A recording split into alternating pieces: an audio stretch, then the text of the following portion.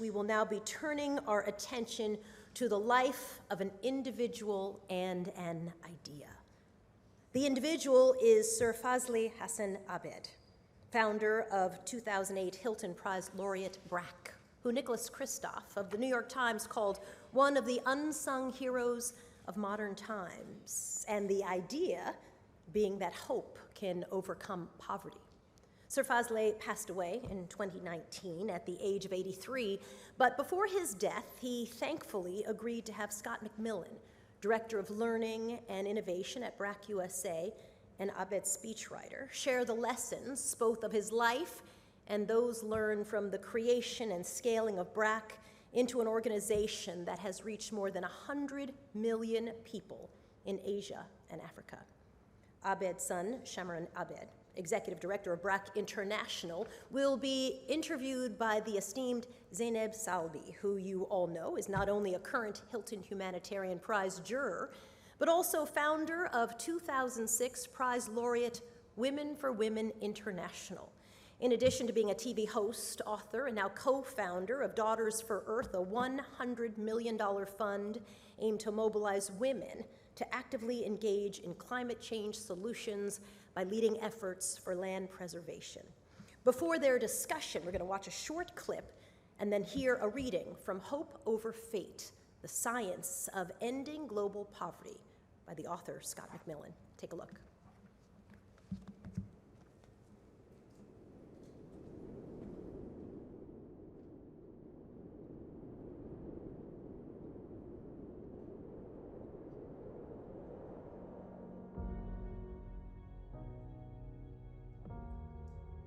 He's been called one of the unsung heroes of modern times.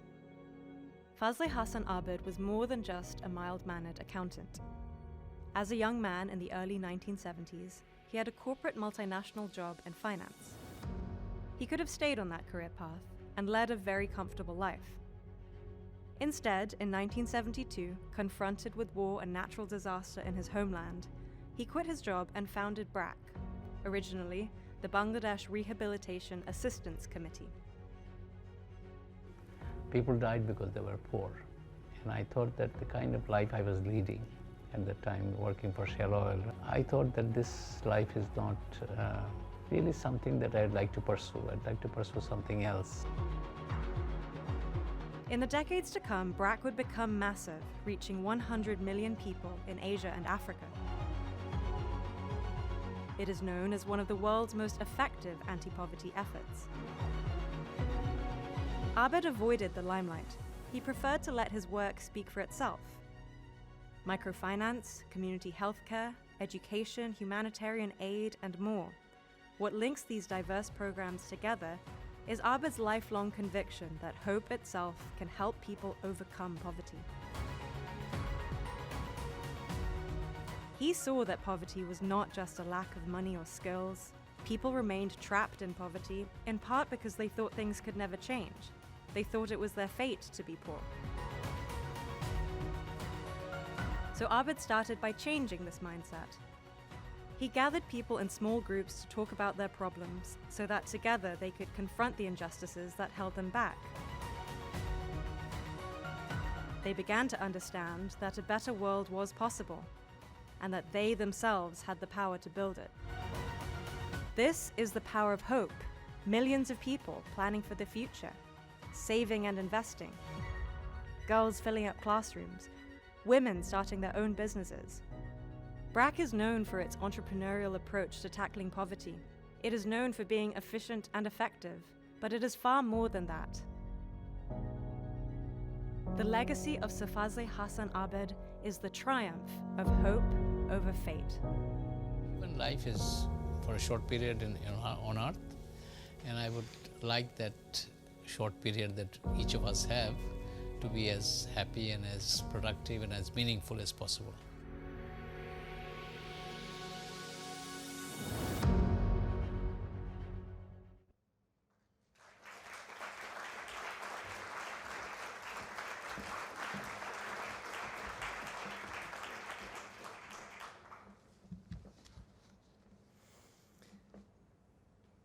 The year is 1974.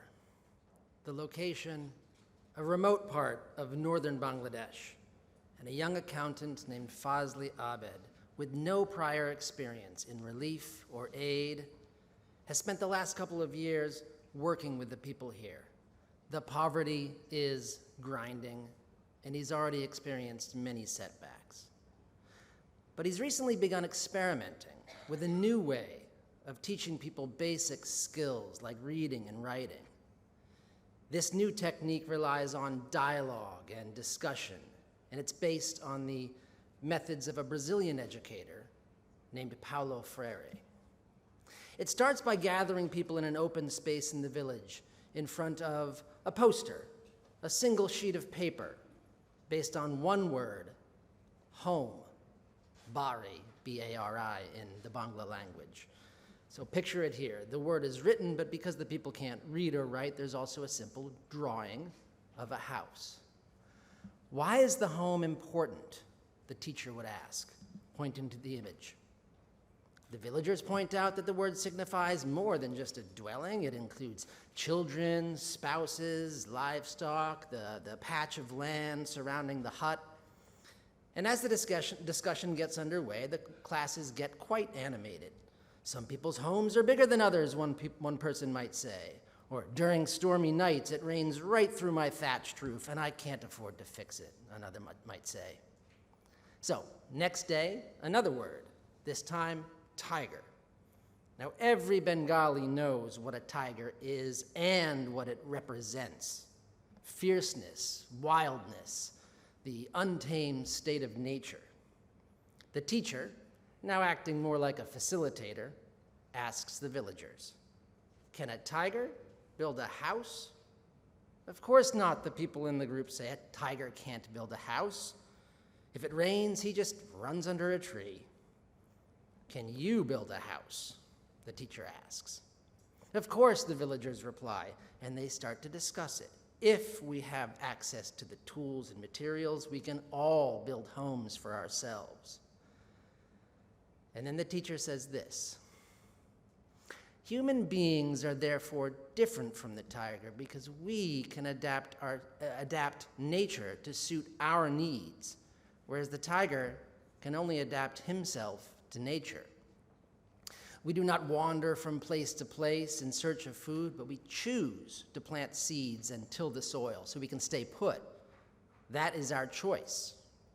This process of changing nature to suit the needs of human beings through their own creative activities is called the process of civilization, and it is humans alone who engage in it. The tiger cannot plan ahead. He cannot build a boat to go from one village to the next when the floods come.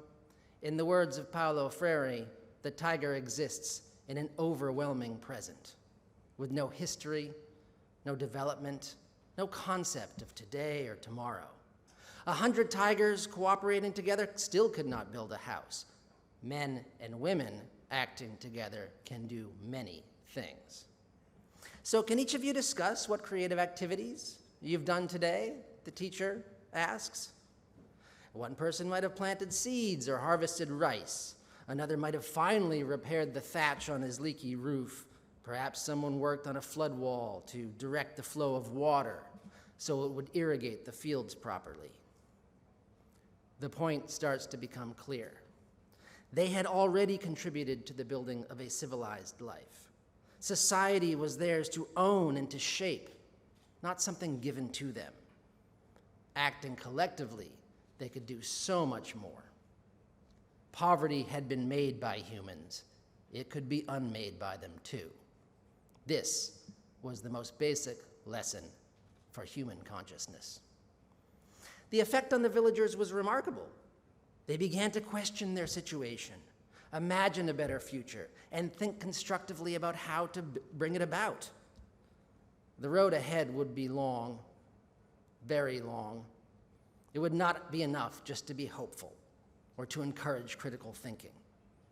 Access to essential services like credit, livelihood training, health care, a decent education for the children, all these things so long denied them, all of these things would still be needed.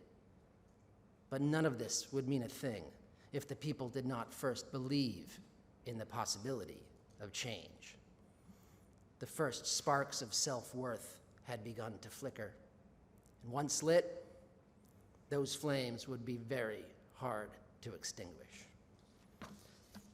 I remember the day Abed told me that story for the first time, and I remember thinking, wow, somebody ought to write a book about that. Thank you.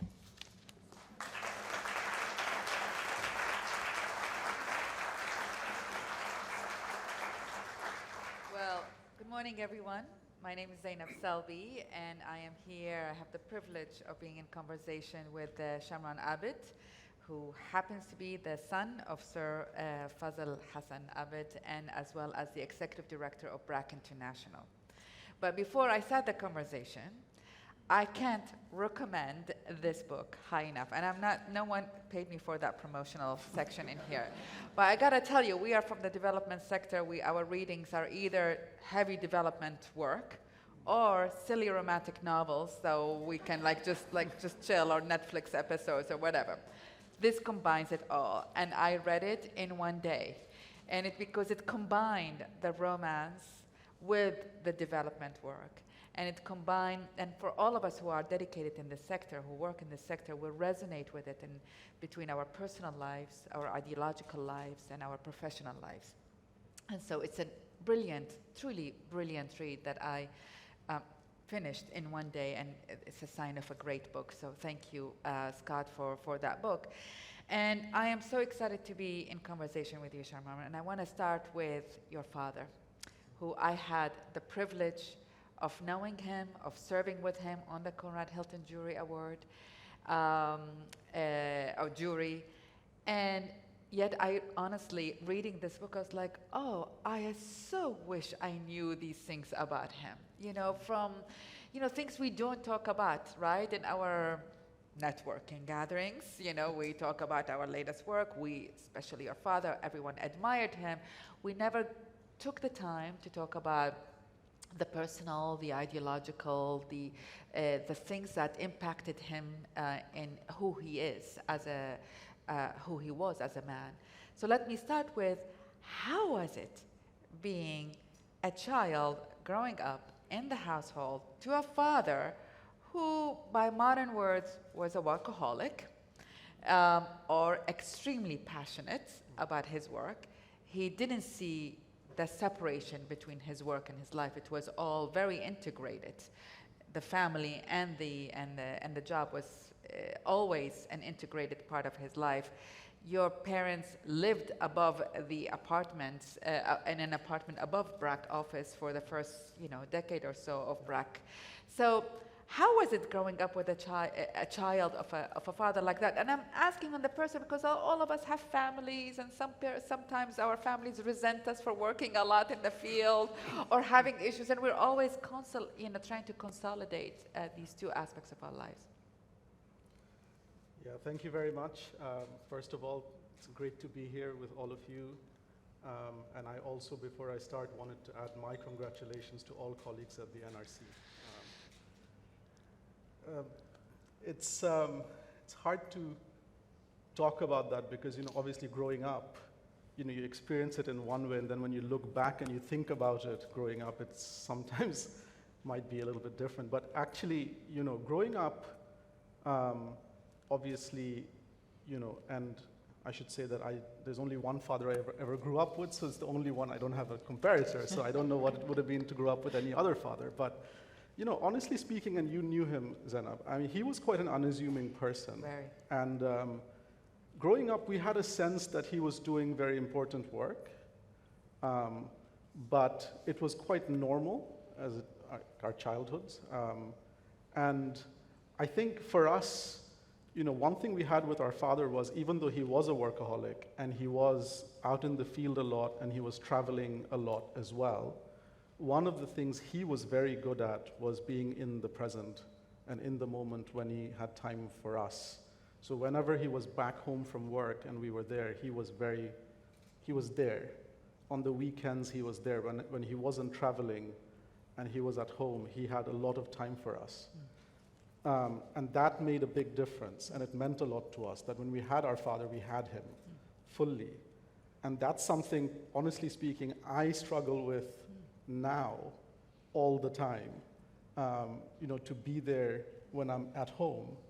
And I was actually talking to Scott earlier in the week, and we were talking about, he was saying, how do you deal with this, traveling all the time with 2 young children? And, how does your wife deal with you being away so much? And I was saying, she doesn't begrudge the traveling as much as when I'm in the house and I'm on my phone or emailing or I'm on WhatsApp, and she's saying, can you put that down and talk to your kids? But for my father, I guess this was before the age of email and WhatsApp, but he was very much there for us, and that made a big difference. But honestly, and the other thing is, I had a big age difference with my father. We had 45 years between us. So he was already quite established. BRAC was already quite big by the time I knew what was going on.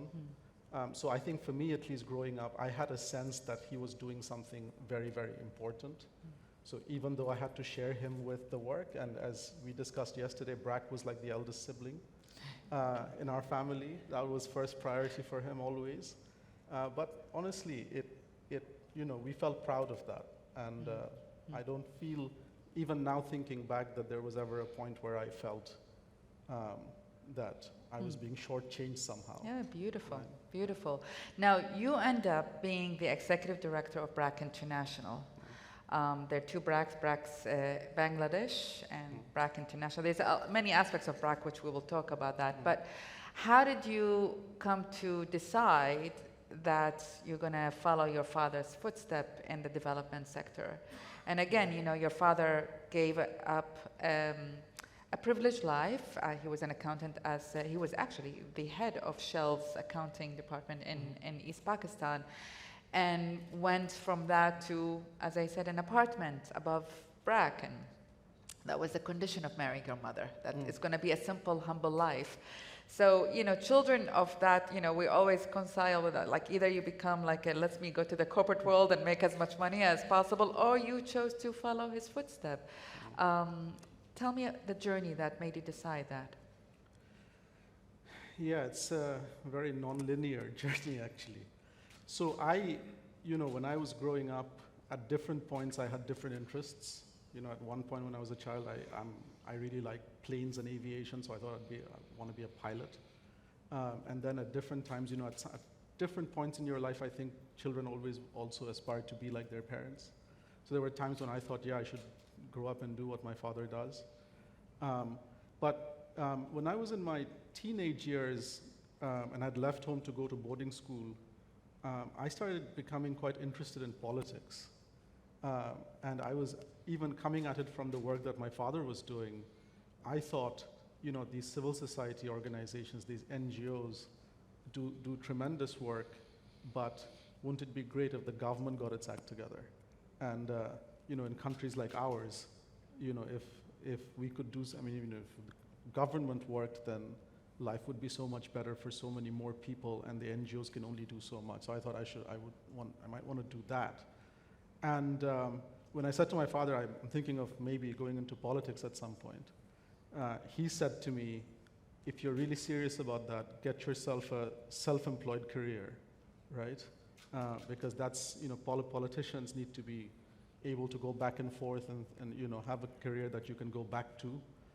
So maybe you should think about that. And I thought, okay, what's the one that would interest me? And it was law, actually. So I thought I might be a lawyer. And then, as you know, most politicians come from that. Many politicians come from that career point. So anyway, so I studied law. I went back to Bangladesh. I didn't practice for very long. It was a very short practice. And then I got into journalism. And that was an interest as well, because I liked writing about politics. And I had some friends in the who were journalists, and they said, why don't you come and try this out for a while? So I did that for a few years. And then finally found my way into BRAC, but it was never sort of expected of us. My father never put any expectations. As a matter of fact, he always encouraged us to do what we wanted to do, both my sister and I. And so when I went in, it was sort of, at that point an opportunity came up, and I was interested in it. And it seemed like the right thing to do. So, Beautiful. So let's go to politics, because politics was a pivotal moment in your father's life, the independence of Bangladesh, which was a horrible war and created massive number of rape, and it was a genocidal war in many ways. And that's what changed everything about him. But I want to, and he started with working with displaced people and refugees as a result of the Bangladeshi war.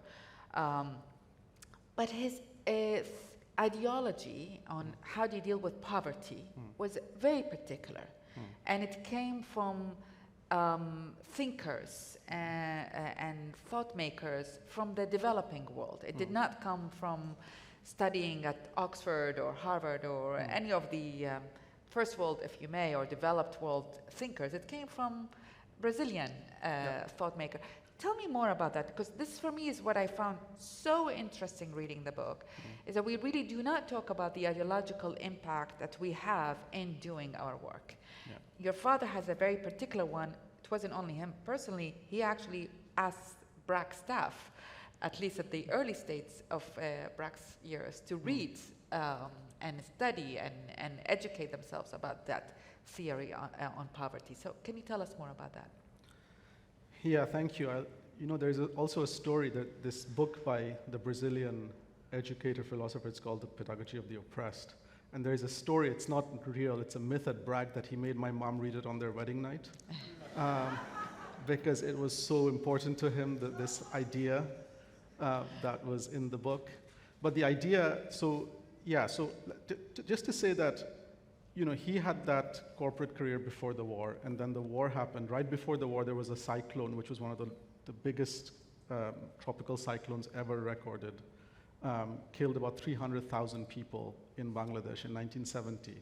That was a big impact on his life. And then the war broke out a couple of months after that, and another, you know, million or so people died during that war in 1971.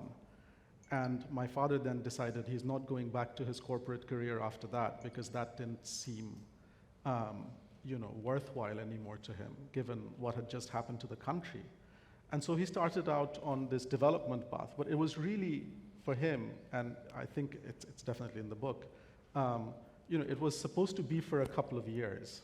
He wanted to go in, he wanted to do some stuff, he wanted to build homes and shelter for refugees returning from India to Bangladesh, do that for a couple of years, and then probably go back to a corporate life of some kind.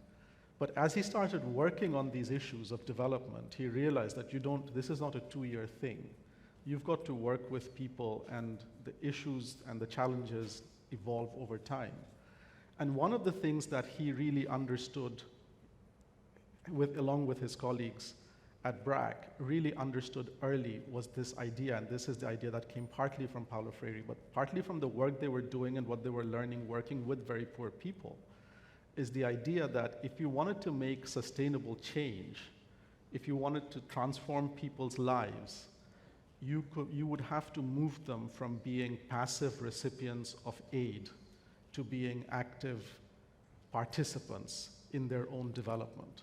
That was the big idea, right? The agency of the poor. The agency of the person. You can't look at this person as a recipient of aid. Aid isn't, I mean, development is something that is not given by someone to another person. It is actually taken. It is how do you build the confidence, the self-awareness, the self, it's that idea of hope, but it's more than just hope. It is so important for poor people, right? And for too long, the entire development was about how do we give them things, how do we allow them, how do we, help them to survive, but never actually move out of that state of existence, which is almost dehumanizing. And we can talk more about that when we talk about some of our work. But so that was the early idea, and that actually, as you said, it didn't come from sort of northern learning. It came from southern experience and the experience of people working in the global south with very poor people and trying to understand what do you need to do to sustainably pull people out of such dehumanizing poverty.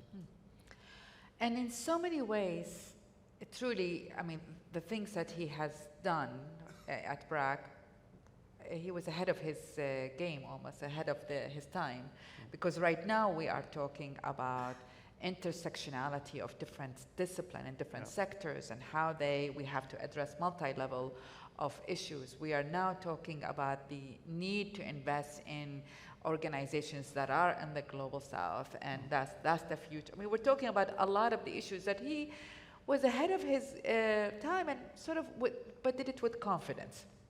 So let me explain what I'm getting at. So BRAC, we've heard, is not only known as one of the most effective NGOs in the world, but it's also the largest NGO in the world, employing 100,000 people, impacting 100 million people.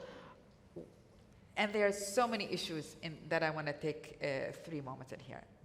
Size, let's start with size, right? I have to say, at the jury, we're always discussing the size, right? I have to say, generally in the development sector, whether from outside of it, whether inside of it, we're always discussing the size of our operation. Should we stay small and stay intact to our mission and the soul of the mission? Should we go big and impact massive number of people? And what the impact of that?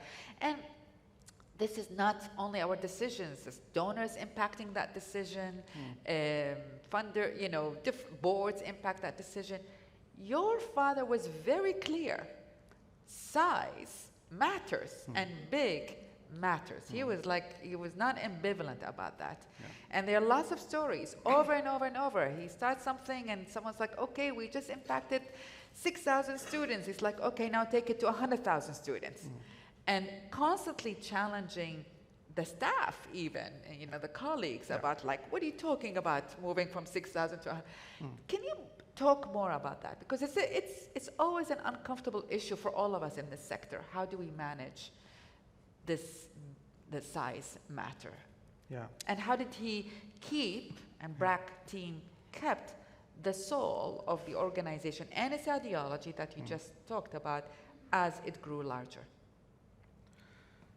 Yeah, I think that was one of the most important things for him, impact at scale. And you can have impact in a small area, in a village or a community, but if you don't build programs for scale and if you can't take it everywhere, then that, at least for him, as far as BRAC was concerned, was not worth doing.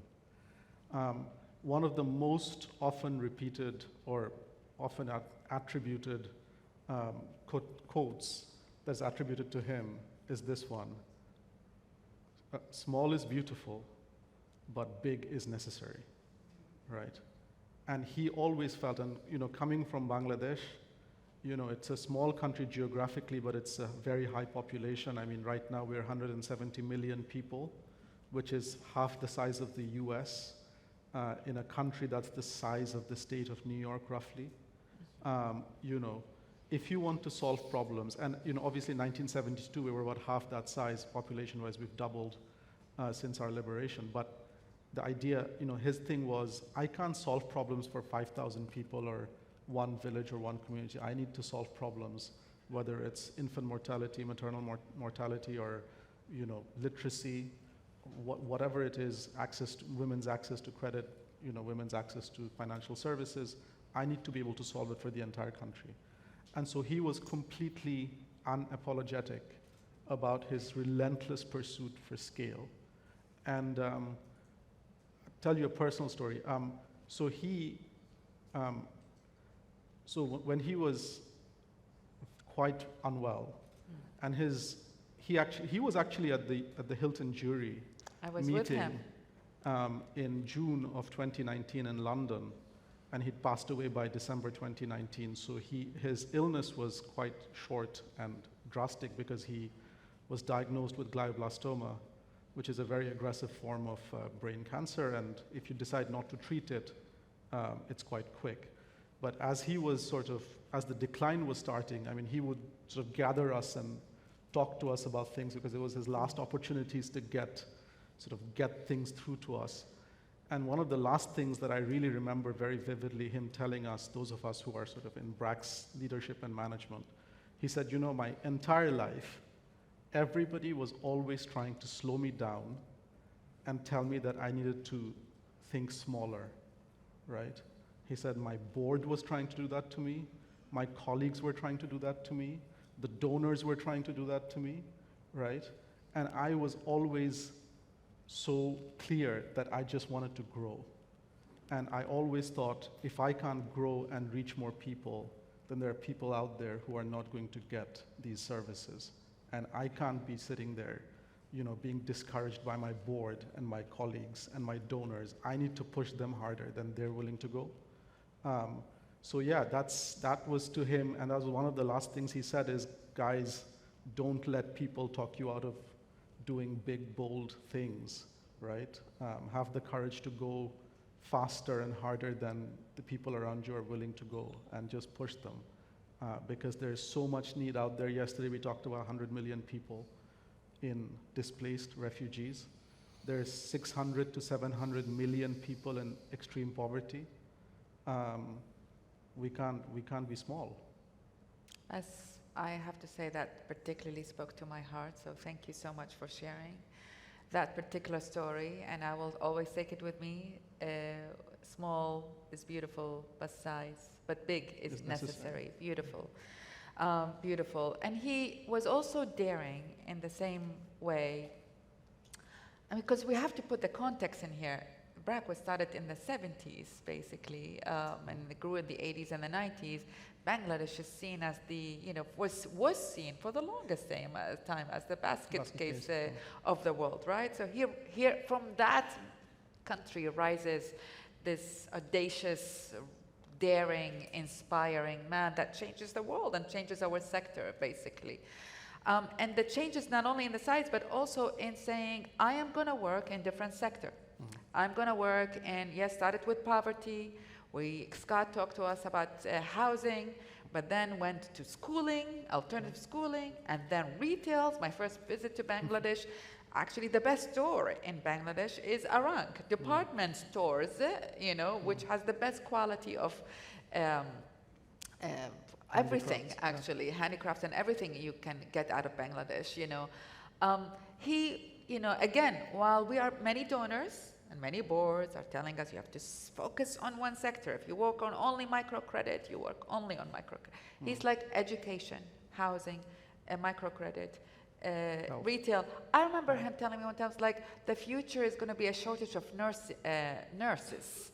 So we're going to look into doing school for nurses. And how did he, because everyone gets scared, it's like, oh my God, the donors get scared, you're doing too much.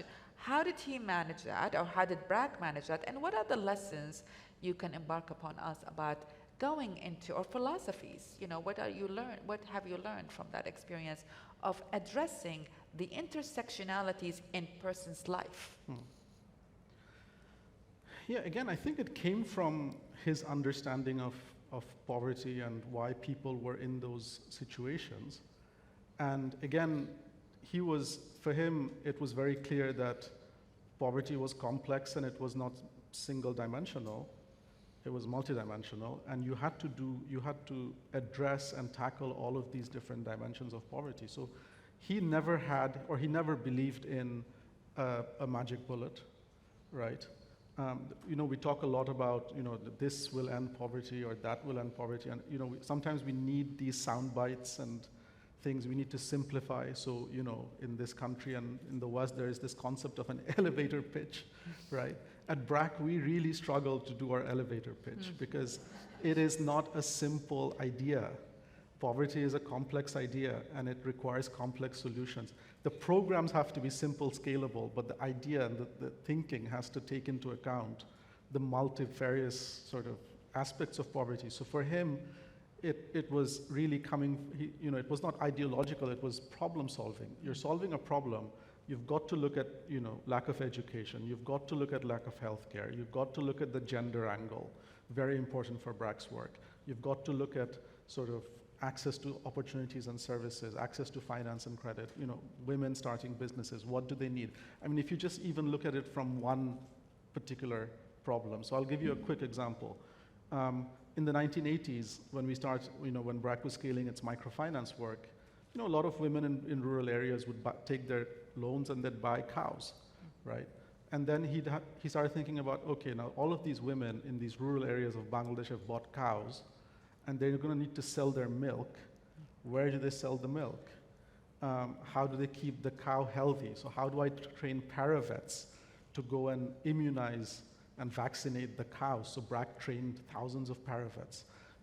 We decided, okay, how do we collect the milk? Who do they sell it to? How do they get a fair price? So BRAC started buying the milk from these women all over the country, setting up chilling centers all over the country so the milk could be chilled so that then it could be transported overnight into a dairy facility that BRAC set up, right, to then pasteurize, pack it, and retail that milk in Bangladesh, in the cities, in Dhaka and Chittagong and everywhere else.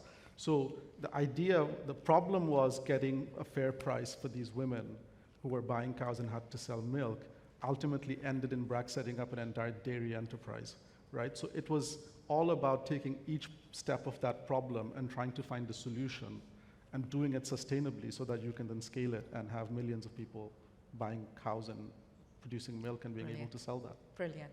I have to say, in my 20s, I studied in Bangladesh. I did some research, and whenever you go to a village, it's BRAC employees because women were biking. They had their own bikes, which is still in most of that part of the world, including my own country, it's not heard of. And so he was daring in so many ways, like, let's just change that, And he's pioneered definitely in his investment in women and knowing that this is the future. Another daring moment of Sir Abed, which is going global.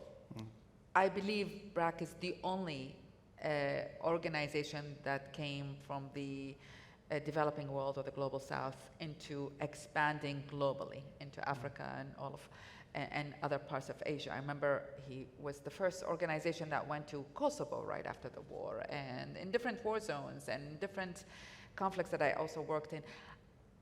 Tell me, that was unexpected.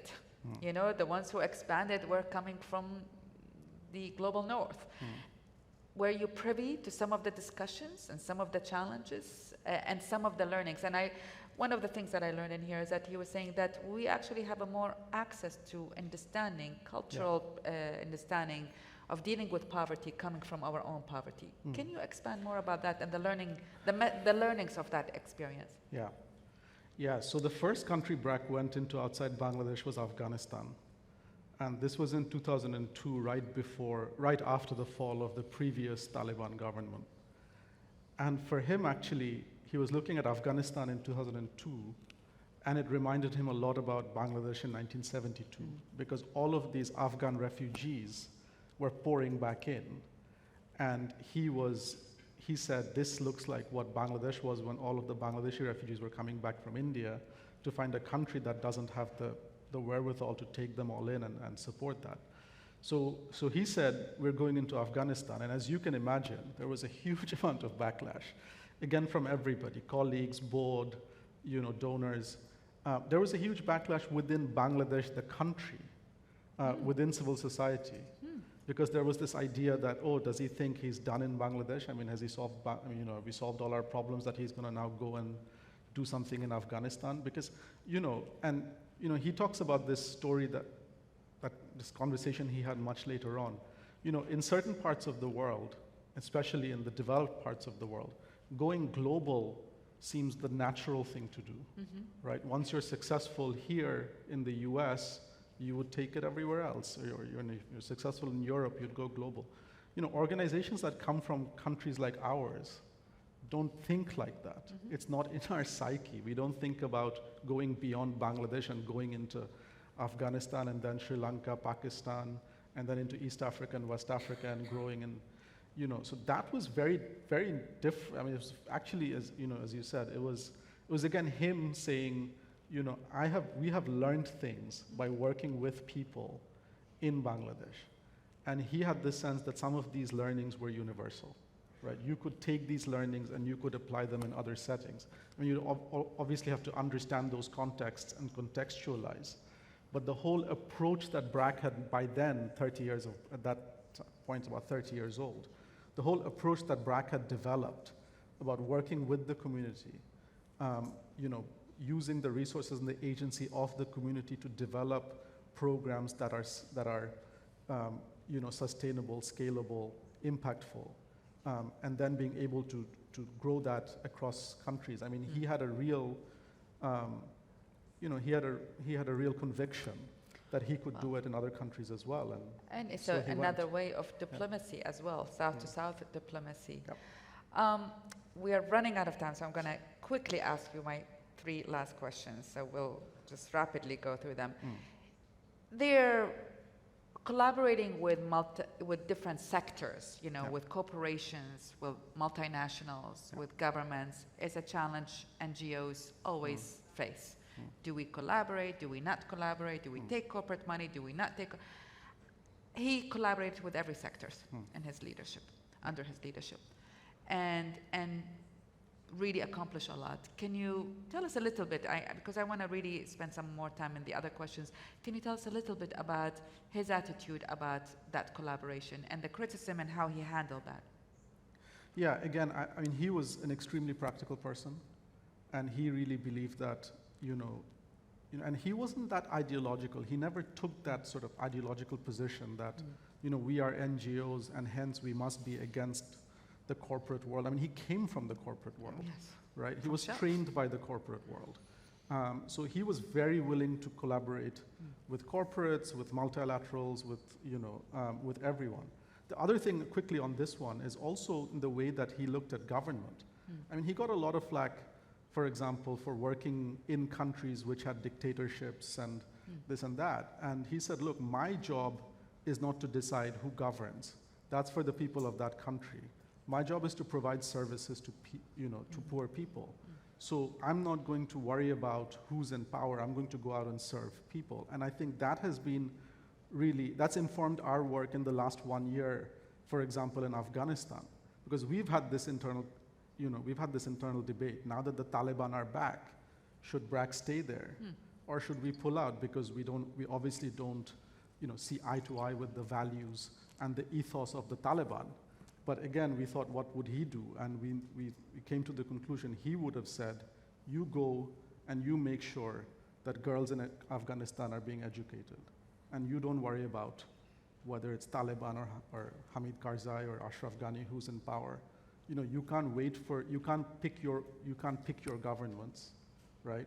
But you also can't allow a generation of girls in Afghanistan not to be educated because you're sitting there with your ideological position. Right. So you've got to go ahead and do the work.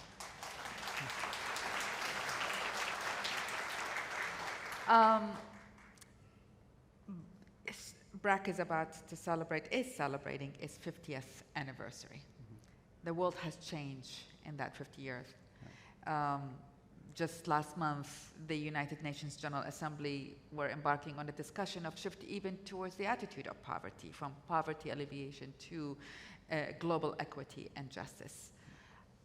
Where is BRAC now, and where is it heading in so many different ways, ideologically, practically? Where are you heading to? Yeah, thank you. So I think for us, we see that there are lots of challenges in the world.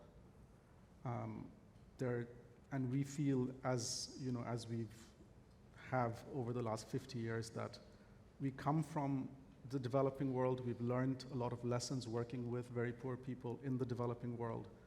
And we can apply those lessons across a lot of the countries where we have high levels of poverty, high levels of illiteracy, high levels of disease. So the short answer, I would say always, is that, as my father said before he passed, just keep growing, look at how you can have impact at scale, work in holistic and multifaceted ways so that you're not just doing one little thing in one little place. You're looking at poverty as a whole, and people as whole, and trying to address different things that come with it. But I think, to a bigger point, I mean, if, from where I am now heading BRAC International, which is all of our work outside Bangladesh, right? I see, all of my peers in the development space, I mean, these are almost entirely made up of development organizations that have come from the global north, right? And there aren't that many development organizations like ours that come from the global south. You mentioned this a little bit earlier.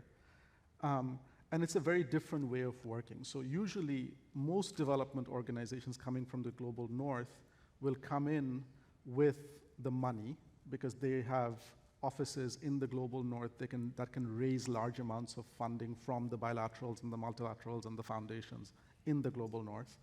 They come and then they will find people, organizations in the global south to do the field work. So they subcontract out the main work to local organizations. But it's the global north organizations that have the relationship with the donors and ultimately has sort of do the grants management and the monitoring evaluation. And it's sort of southern local organizations that do the actual work on the ground. BRAC is one organization we've said that doesn't work for us, right? We don't want to be a subcontractor to a global north organization, or even worse, to a global north contractor, right? Who are good at raising the money and then come and we are subbing to these primes, and these primes get all of the, it's their program, but the program is being run by us. So for us, it's very important, even being a Global South organization, that we learn to, we find the solutions to problems, that we scale our work, and that we own it, right? And for us, from BRAC's perspective, there's a lot of problems in the world. We're not going to solve all of it by ourselves. We're only probably going to do a small amount of that. We want to collaborate with others, but we want to hold on to that ethos that we come from the global south. We've worked with the poor. We understand problems maybe a little bit more deeply than others coming from outside. And we want to take that learning to many more countries and impact many more people. Beautiful, beautiful. I have to say, as we wrap up, it feels to me a beautiful circle between BRAC and our awardees today, the Norwegian Refugee Council. And both organizations came from utter pain. In Norway, it came from right after or during World War II, and BRAC in the midst of the Independence War. And both organizations saw the witness the wretched of the earth as not as the other, as inside, as our people, and came out of it with hope, perseverance, love, I would say, and definitely triumph. It's the triumph of hope over all the other misery that are in the world. So your father stood for that. BRAC stands for that. Norwegian People's Council, Refugee Council stands for that. And everyone in here stands for that. So we may always triumph with that hope.